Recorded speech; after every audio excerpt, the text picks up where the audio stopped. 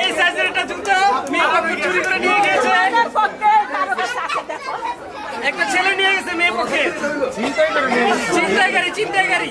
তোমাদের পক্ষে আছে না, আমাদের পক্ষেটা আমরা রেখে দিছি, আমরা দিচ্ছি। আচ্ছা